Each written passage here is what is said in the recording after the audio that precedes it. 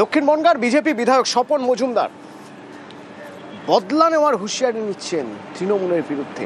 এখানেই শেষ নয়, পুলিশ পেটানোর নিদান দিচ্ছেন। শুনুন। এই পুলিশগুলো যখন এই সাধারণ মানুষের গণধোলাই খাবে, তখন ওরা আসল যে ওদের কর্তব্য দায়িত্ব বোধ সেটা তখন হয়তো আসতে পারে। আপনারা প্রত্যেকটা পাড়ায় পাড়ায় জোটবদ্ধ হন, চলাকার ধরে পিটাবেন, একদম সোজা চলাকার ধরে পিটাবেন, তবেই এদের আসল শিক্ষা হবে। যে দালাল পুলিশগুলো দালালি করছো, খাল খিচে নিয়ে একদম দায়িত্ব নিয়ে বলে যাচ্ছে।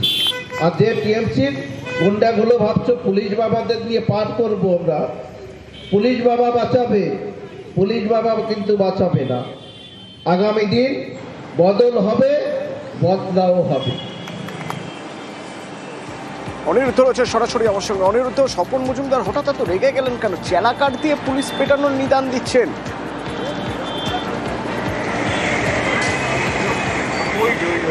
একদমই দেখো, তোমাকে জানিয়ে রাখি যে উত্তর চব্বিশ পরগনার গাইঘাটার চাঁদপাড়াতে গতকাল একটি পরিবর্তন সংকল্প যাত্রা, তারই উদ্যোগে এখানে একটি পথসভার আয়োজন করেছিল বিজেপির পক্ষ থেকে, এবং সেই পথসভা থেকে রীতিমতন পুলিশকে হুঁশিয়ারি দিয়েছেন বনগাঁ দক্ষিণের বিজেপি সাংসদ স্বপন মজুমদার। এবং তিনি বলেছেন যে সাধারণ মানুষের বিরুদ্ধে তৃণমূল কংগ্রেসের নেতাকর্মীদের কথা শুনে যদি কোনো রকম অন্যায় করে থাকে বা অত্যাচার করে পুলিশ, তাহলে আপনারা সংঘবদ্ধ হন, তাহলে চেলাকাঠ দিয়ে পেটানোর জন্য নিদান দিয়েছেন। এবং আগামীতে আরও হুঁশিয়ারি দিয়েছেন তিনি যে যে সমস্ত পুলিশ দলদাস বা তৃণমূল কংগ্রেসের কথা শুনে দলদাসে পরিণত হয়েছে, তাদেরকে দেখে নেওয়ার হুঁশিয়ারি দিয়েছেন এবং বদলাও হবে, বদলও হবে সেই হুঁশিয়ারি দিয়েছেন। অর্থাৎ তৃণমূল কংগ্রেসের যে সমস্ত নেতৃত্ব আছেন তারা গুন্ডাগিরি করছেন এরকম অভিযোগ তুলেছেন, তাদেরকে আগামী দিনে এই রাজ্যে বিজেপি সরকার আসবে, অর্থাৎ বদল হবে এবং পরবর্তীতে বদলাও নেওয়া হবে, তেমনই হুঁশিয়ারি দিয়েছেন। অন্যদিকে স্বপন মজুমদারের এই বক্তব্য নিয়ে রীতিমতন কটাক্ষ করেছেন বনগাঁ জেলা তৃণমূল কংগ্রেসের সভাপতি বিশ্বজিৎ দাস। তিনি জানিয়েছেন, এই স্বপন মজুমদার যে একজন কুখ্যাত সমাজবিরোধী, দেশদ্রোহী, এদের মধ্যে কোনো ভালো ভাষা আপনারা খুঁজে পাবেন না। পুলিশের ভালো কাজের জন্য ওরা দেখতে পাচ্ছে না, কারণ সমাজবিরোধী কাজকর্মগুলো ও করতে পারছে না আগের মতন। সেই কারণে নোংরা কথা বলে কিছু সমাজ বিরোধীদের উৎসাহিত করবার চেষ্টা করছেন। বাংলার আইন শৃঙ্খলা ভালো আছে, ভালো থাকবে, আমরা কঠোর হাতে মোকাবেলা করতে জানি।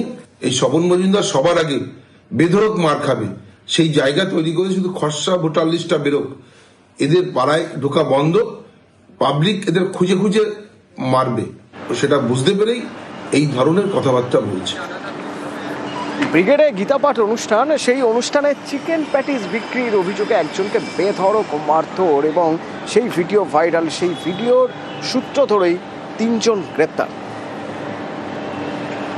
আপনারা মাছ মাংস খাবেন কি খাবেন না, বিজেপি তো মাছ মাংস খেতেও দেয় না, এটা ঠিক করতে হবে আপনাদের। আজকে একটা গরিব হকার তার জিনিস বিক্রি করতে গেছে, সব মিটিংয়ে কেউ না কেউ বিক্রি করতে আসে, ধরে মেরেছো, কাল সব কটাকে অ্যারেস্ট করেছি, সব কটাকে কাল অ্যারেস্ট করেছি যারা গায়ে হাত দিয়েছে। এটা বাংলা, এটা ইউপি নয়।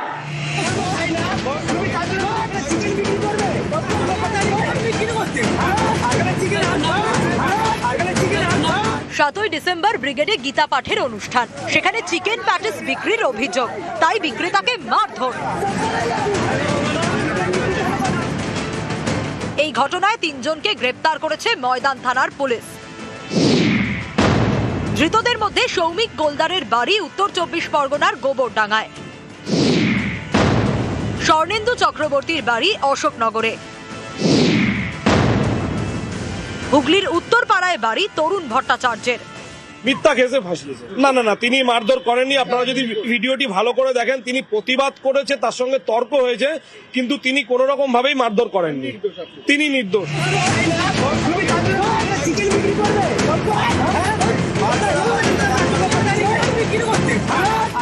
গত রবিবার ব্রিগেডে ছিল 5 লক্ষ কণ্ঠে গীতা পাঠের অনুষ্ঠান। অভিযোগ, সেখানে চিকেন প্যাটিস বিক্রি করছিলেন তিলজলার মোহাম্মদ সালাউদ্দিন। এর জন্য তাকে মারধর করা হয়। চিকেন প্যাটিস বিক্রি করার অভিযোগে হুগলির আরামবাগের শেখ রিয়াজুলকেও মারধর করা হয়। সেই ভিডিও ভাইরাল হয়। ভিডিওয়ে দেখা গিয়েছে গোবরডাঙ্গার সৌমিক গোলদারকে, যাকে গ্রেপ্তার করেছে পুলিশ। প্যাটিস বিক্রেতাকে মারধর। 9ই ডিসেম্বর ময়দান থানায় অভিযোগ জানান সিপিআইএম এর সায়ন বন্দ্যোপাধ্যায়। অভিযোগ জানান রিয়াজুলও। এরপরে সৌমিক গোলদার, স্বর্ণেন্দু চক্রবর্তী এবং তরুণ ভট্টাচার্যকে গ্রেপ্তার। ভেজ প্যাটিস শুনে তা আমার জামাই খেয়েছে, সেটা খেতে গিয়ে বলছে চিকেন, দেখছি ওটা চিকেন প্যাটিস। বলছে তুমি ভেজ প্যাটিস বলে চিকেন প্যাটিস দিলে কেন? হাসছে, চুপ করে আছে। বলছে না, আমি নিজে হাতে তৈরি করেছি। ওকে একটা চড় মেরেছে আর ওঠবোস করে নিয়েছে। বলছে তোর কেন মিথ্যে কথা বলি? জামাই কি বিজেপি কর্মী? হ্যাঁ, বিজেপি করে তো। উনি এমনি কি কাজ করেন? প্রমোটার। পাল্টা অনেকেই বলছেন, ভেজ প্যাটিসের থেকে তো চিকেন প্যাটিসের দাম বেশি। তাহলে কোনো বিক্রেতা কেন ভেজ প্যাটিসের জায়গায় চিকেন প্যাটিস বিক্রি করবেন? এতে তো তারই ক্ষতি। বলে আমার লাভটা কি? আমরা রুজি আজকে উল্টো পাল্লা বলে আমার লাভ হবে? ভেজের দাম 25, চিকেন 30। আমি কেন ওদিকে উল্টো পাল্লা খাওয়াবো? তাহলে আমার লস তো হবে। আমার লস হবে না? আপনি যদি ভেজ খাও ভেজ দেবো, আপনি চিকেন দেবো কেন? আমি আমার লুসকান তো। ও তো মিথ্যা কথা বলছি। আমি মিথ্যা হলে আমি শিখিনি। তিনজনকে গ্রেপ্তারির প্রতিবাদে বৃহস্পতিবার ময়দান থানার সামনে বিক্ষোভ দেখায় হিন্দু সেবা দল নামে একটি সংগঠন। ব্যাংকশাল কোর্টের সামনেও তারা বিক্ষোভ দেখায়। এদিন তিনজনেরই জামিন মঞ্জুর করে ব্যাংকশাল কোর্ট। নিউজ 18 বাংলা। গ্রেপ্তার তিনজনই জামিনে মুক্ত, কিন্তু এই গ্রেপ্তারি নিয়ে শুভেন্দু অধিকারী রাজ্য সরকারকে তোপ দাগছেন। পাল্টা কুণাল ঘোষ দাবি করছেন পুলিশ গ্রেপ্তার করে বেশ করেছে। যে ধারাতে এদের বিরুদ্ধে অভিযোগ করা হয়েছে, এতে সেকশন 41-এ নোটিশ দিতে হয়।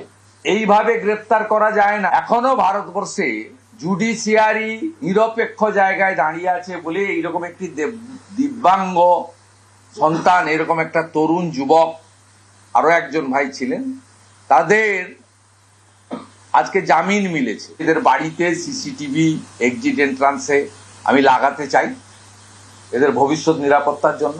এদের প্রত্যেককে অন্তত একজন করে সিকিউরিটি প্রোভাইড করার বিষয়ে আমি এদের প্রস্তাব দিচ্ছি। এরা যদি রাজি থাকে, পুলিশ এদেরকে টার্গেট করে দিল, এরা যেন সতর্ক থাকে। এদের সঙ্গে আমি আছি, আমার সব দিয়ে আছে। ব্রিগেডটা কিন্তু বা ময়দান চত্বরটা ওটা কোনো ব্যক্তির বা কোনো দলের নয়। ওই জায়গাটায় বহু মানুষ তাদের রোজগার, আয়ের জায়গা, কর্মসংস্থানের জায়গা। কেউ ঘোড়ার গাড়ি চালান, কেউ লজেন্স বিক্রি করেন, কেউ প্যাটিস বিক্রি করেন। তো যদি কারোর মনে হয় যে আজকে আমি কোনো ধর্মীয় সমাবেশে এসেছি, আমি খাবো না, তো খাবে না। কেউ তো বলেনি যে খেতেই হবে। এই মারধরটা এটা নীতিগতভাবে একেবারে ঠিক নয়। এই যে পুলিশ ধরেছে, ঠিক কাজ করেছে। এই মারের আঘাত খুব গুরুতর নয়, কিন্তু এটা সংস্কৃতি, ঐতিহ্য, নীতিগতভাবে মারাত্মক।